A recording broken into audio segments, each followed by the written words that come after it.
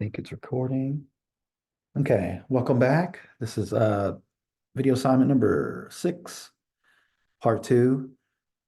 In this video, kind of going to discuss COPD, ABG, special precautions, and then Dr. Slime wants to wean, so we're going to answer some questions about that, and then we're going to explain weaning to the patient. So let's get started.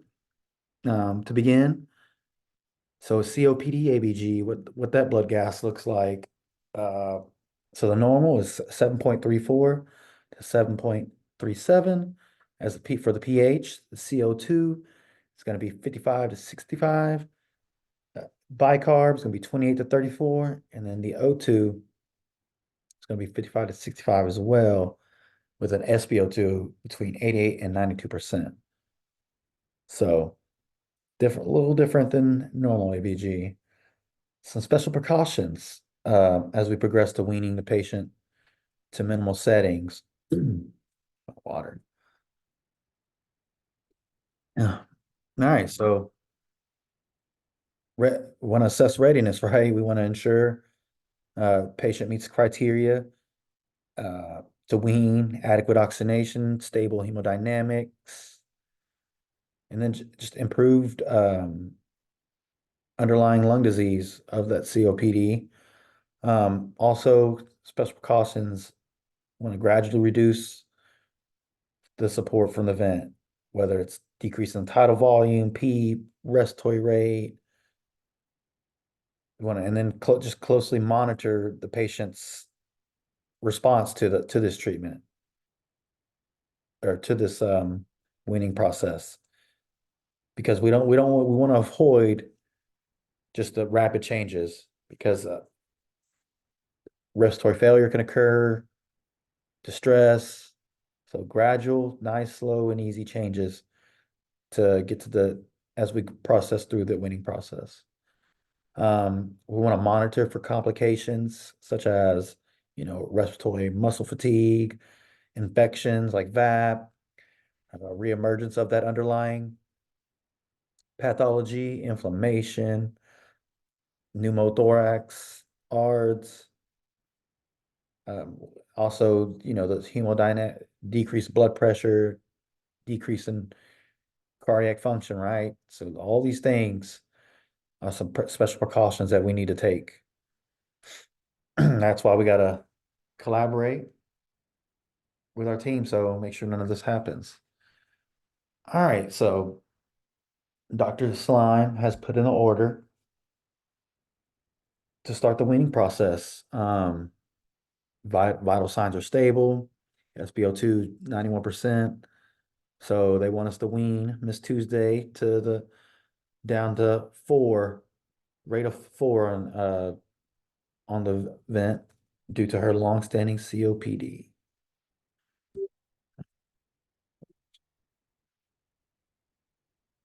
All right. So as we see, her vent settings,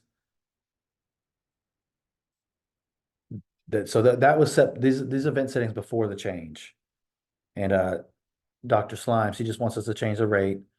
So looking at her vent settings, they're like looking at the FiO2, P pressure support, they're already pretty minimal. She's only returning to, so she set volume of 450. She's in volume control SIMV mode.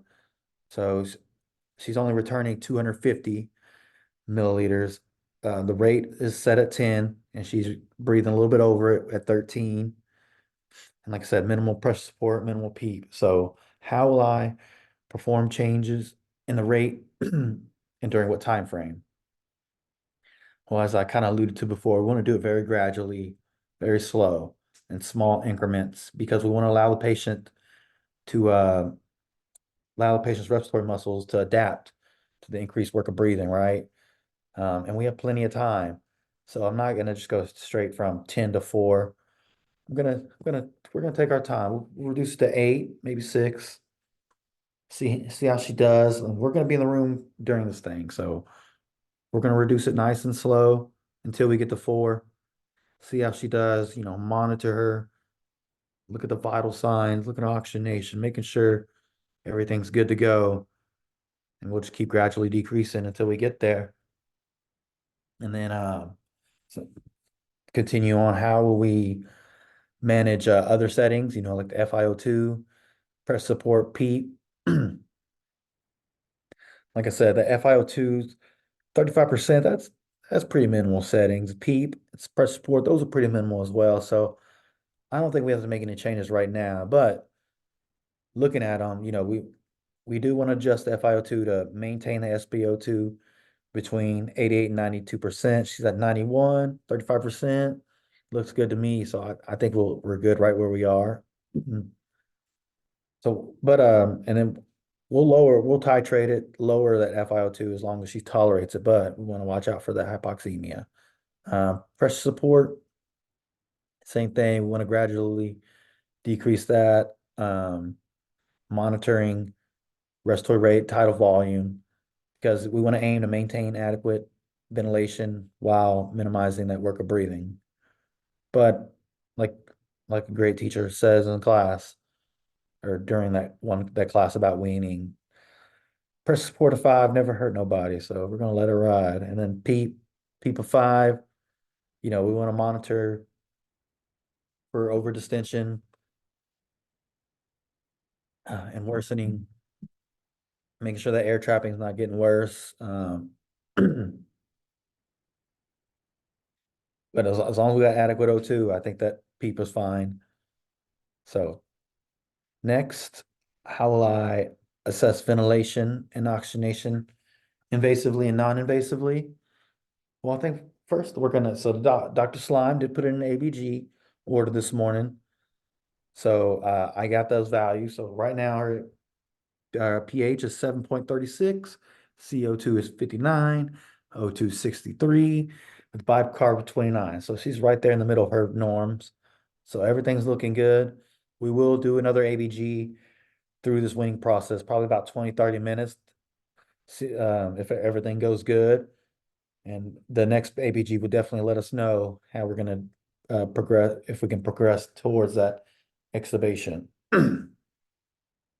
Also, continuous pulse ox, continue monitor of oxygenation, um, end-tidal, CO2, capnography, just to so we can keep an eye on the ventilation. Even we could use a pulse ox probe, which would be non-invasive. But 9 times out of 10, she's already going to be hooked up to the monitor and everything. Um, what other patient skills will we use? Same ones we've been using before, we're going to monitor. We're going to look at those vital signs, look at her SATs, look at that work of breathing, look at the respiratory rate, look at the vent pattern, level of consciousness. Like I said, we're going to look at these pulmonary mechanics. We're going to get some data to see if she's ready, if she's weaning the way we want her to without no complications.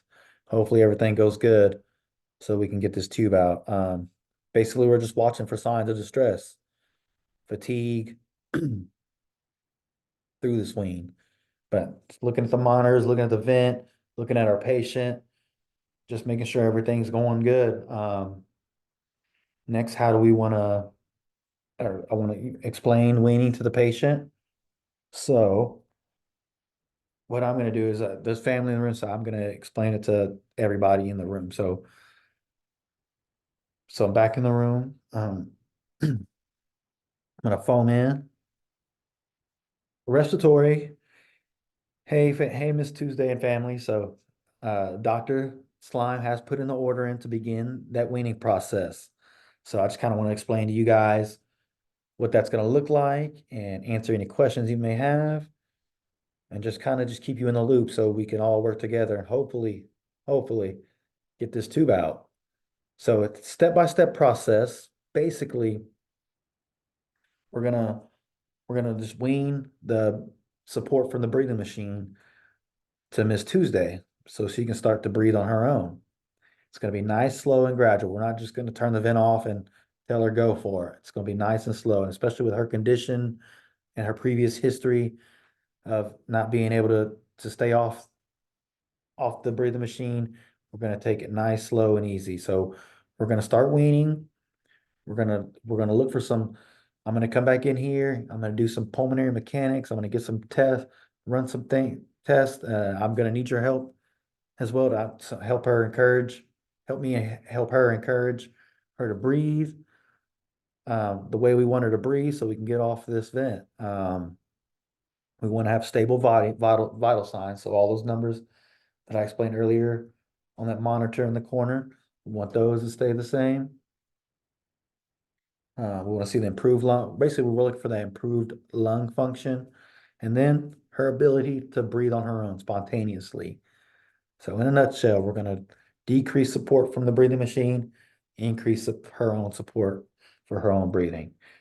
And like I said, we're going to run some tests, and hopefully, we get the numbers we want to see. That Dr. Slime looks at and likes, so that we can pull this tube out. But we gotta understand it's gonna be challenges and there could be setbacks. So especially with her history, we don't know what's gonna happen, but I assure you, we're here to help and we're gonna do everything we can to pull this tube out. And you're just as much part of the team family as us that work here. So anything, feel free to ask me any questions.